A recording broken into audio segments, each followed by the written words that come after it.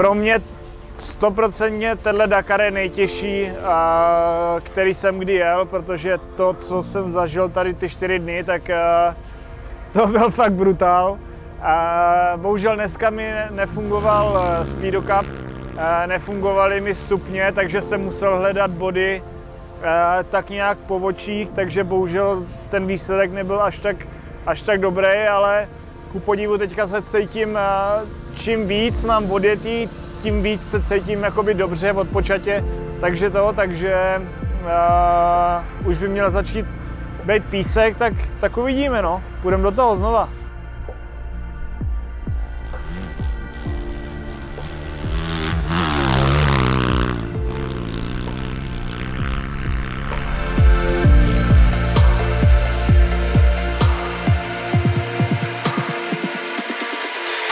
Kolik to máš nafoukáno? 3. Dobrý. No, až pípne bod, bude se točit doleva 350. Jsme ve 3. Dakaru, 4. etapa je za náma. Byla fakt dlouhá, já myslím, že asi 456 závodních kilometrů. Naštěstí z toho byla asi 80 km neutralizace, jestli se nepletu. Rozjeli jsme se tak, že jsme vlastně vyjeli do mlhy, prachu, protože jsme všichni startovali ve 30 vteřinách za sebou. A bylo to tak, že vlastně jenom první 3 kamiony startovaly po 2 minutách a pak už jsme všichni jeli po 30 vteřinách, což nechápu, kdo vymyslel a proč to udělal, protože my jsme vlastně už na startu stáli v prachu a jenom jsme se rozjeli a nemohli jsme nikam jet. To nás trošku naštvalo, nicméně pozitivní, a to jako velmi pozitivní zpráva je, že máme zpátky výkon Karla a díky tomu jsme prostě furt jeli. Postupně jsme všechny vytroubili, všechny předjeli, to znamená začali jsme s Ouřadou, pak jsme pokračovali dál s nějakým Renaultem, to byl nějaký Renault, nějaký hasiči nebo něco takového, pak jsme pokračovali s Mazákem, ten nám chvilku trval, a pak s Lopíkem. Všechny jsme předjeli hezky a dostali jsme se do svého tempa a letěli jsme už fakt celou dobu svoje. Maličký zádrhely jenom z navigace nějaký odbočky, protože to bylo celkem složitý a bylo to ve volném prostranství, ale nic závratného, všechno klapalo tak, jak mělo vlastně a takhle jsme letěli, já myslím, že v top 5 určitě až do poslední neutralizace. To bylo 150 km před cílem a pak jsme udělali 2 pneumatiky. Mrzí mě to, ale nic s tím neudělám, protože se přiznám, že vůbec nevím, kde ty pneumatiky jsme udělali a jak jsme je udělali. Je to hodně tady ty etapy o štěstí, o tom, jestli opravdu ji uděláte, neuděláte 1, 2, je to prostě otázka.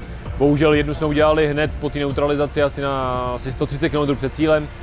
Na čistý rovině z ničeho nic, prázdná, tak jsme ji šli měnit. Pak jsme pokračovali dál, stáhli jsme ten náskok, protože jsme začali znova předjíždět ty kamiony a znova jsme byli u nich. No a bohužel potom asi 60 km před cílem prostě v takové skále, najednou znova úplně stejná pravá zadní pneumatika, zase nevíme vůbec od čeho, ale prostě bylo to tak jsme ji šli zase měnit a nám trvalo trošku díl. Myslím, že celkově jsme s těma pneumatikama ztratili třeba 12, 13, možná 15 minut, otázka, to uvidíme až ve videu. No a pak už jsme do cíle museli jít hrozně pomalu a čekat, jestli neuděláme tu pneumatiku další, protože pak už jsme neměli náhradní. Takže to byla celá etapa, jinak ale je důležitý, že nám jede auto tak, jak má, takže zítra budeme pokračovat, bohužel startujeme někde z 10. místa, myslím, a to není úplně dobrý, ale celkově jsme furt 4., což je důležitý a čas nemáme úplně špatný.